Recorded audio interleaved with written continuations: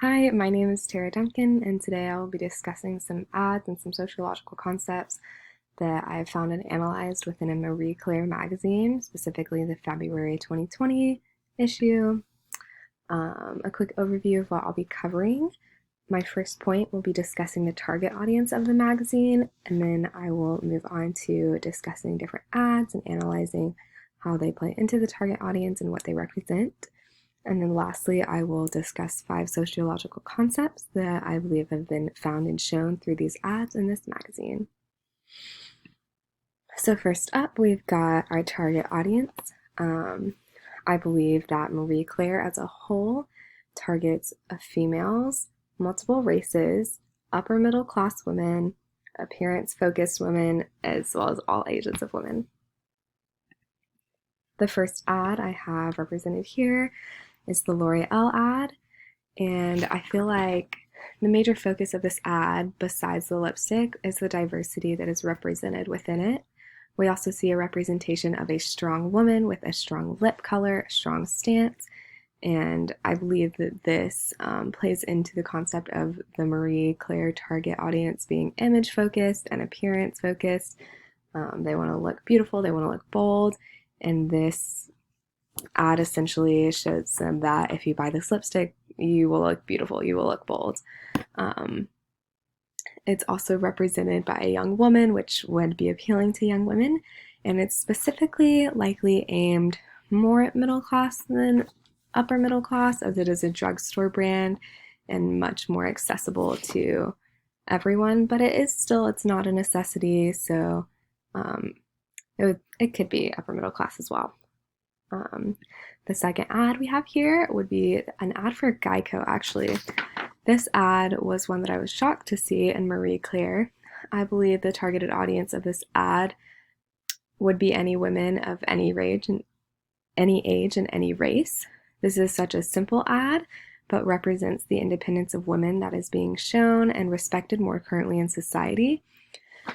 The fact that this ad is in a women's magazine leads me to the conclusion that females are the targeted audience. However, specifically within the ad, there is not much that I could say is targeted toward women were it to be found outside of this magazine, such as on a billboard or television. I believe that it wouldn't be targeted towards either sex. It was just simple and plain, so it could be attractive to all sexes, all races, which does still play into the targeted audience of Marie Claire. The third ad I have here is the Simon G ad. This ad for Simon G jewelry first caught my eye with a beautiful young white woman who is modeling the jewelry.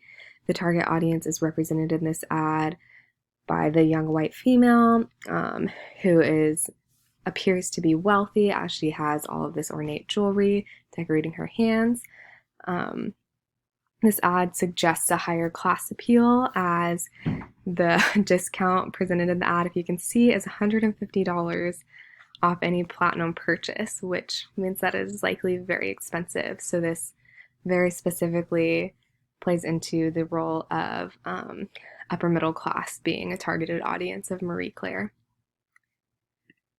The next 2 ads I have, I placed both of these ads together because I believe they have similar components that target a similar specific audience for the magazine. Both women shown are famous, the one on the left being a famous supermodel and the one on the right being a famous actress.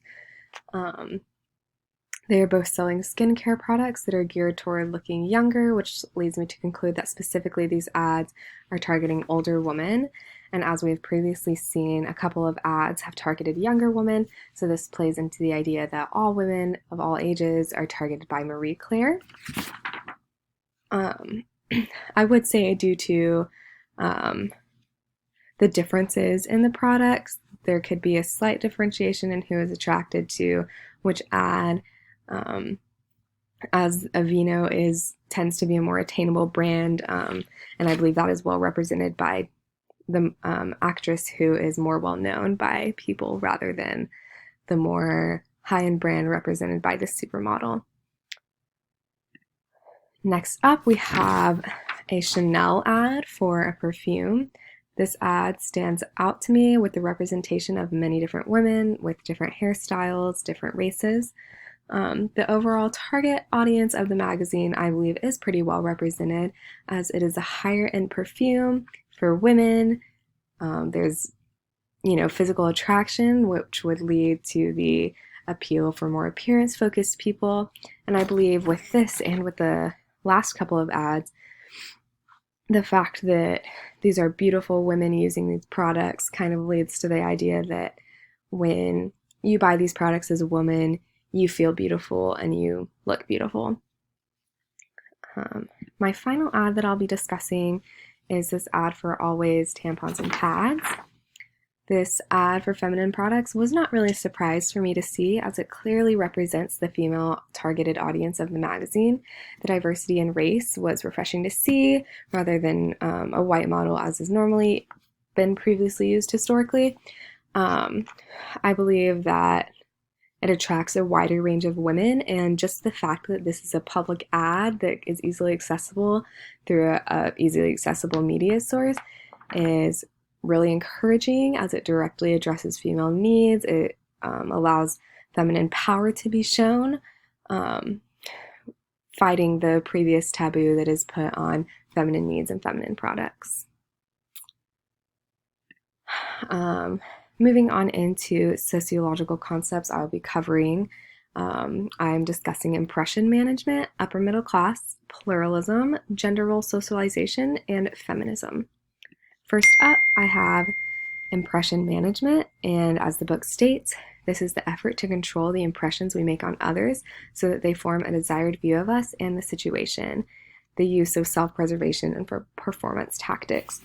I believe this specific concept is found in most of the ads, as the products being sold are geared towards your appearance. They're geared looking younger. It's makeup, it's jewelry, and women want to feel beautiful, so they want to buy these products. And that plays into the image focusedness of the possible targeted audience of Marie Claire, that because an actress or a model used these products, it is acceptable for a higher end, a higher class woman to be using these products, or to be buying the jewelry specifically for Simon G. It's a higher end jewelry, so higher class women or upper class women would be more attracted to it and would believe that that would embellish their impression.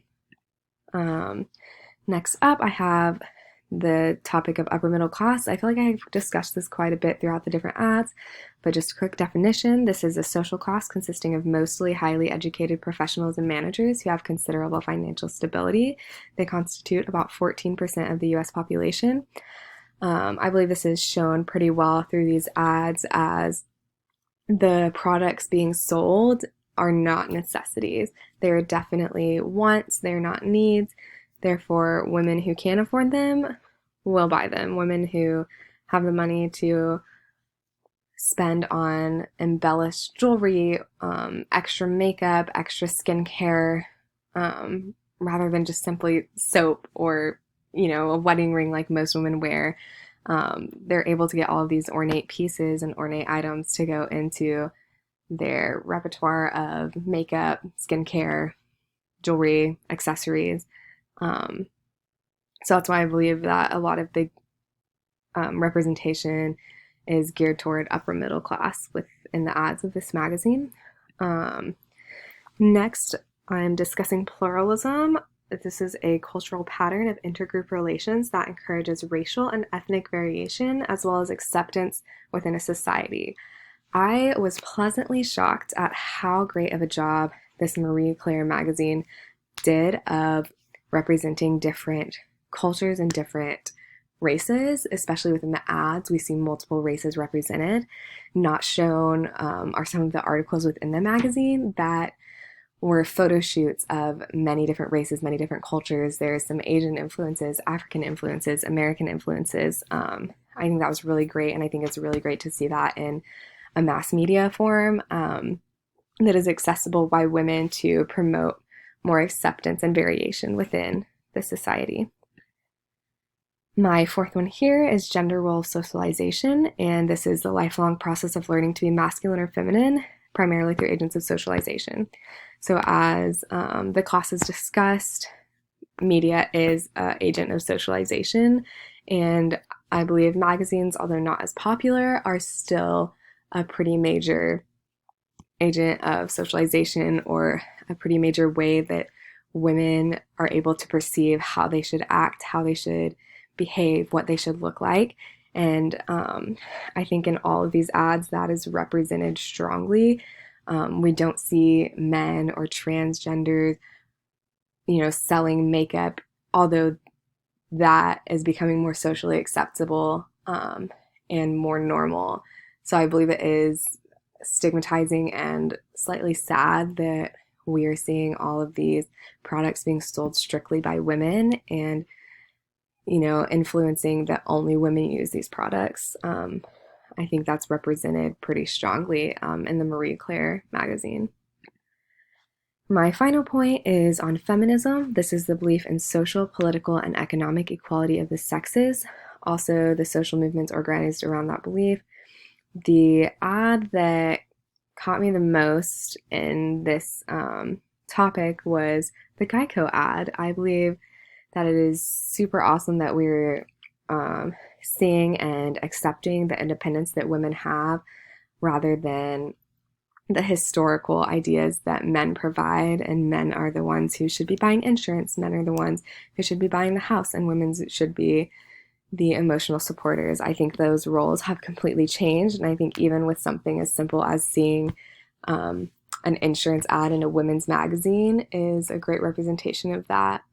As times have changed, women have become more independent, when women have become more socially and economically equal to men and were able to provide for themselves and even for their families. With that, that is the end of my presentation. Here are my references. Thank you.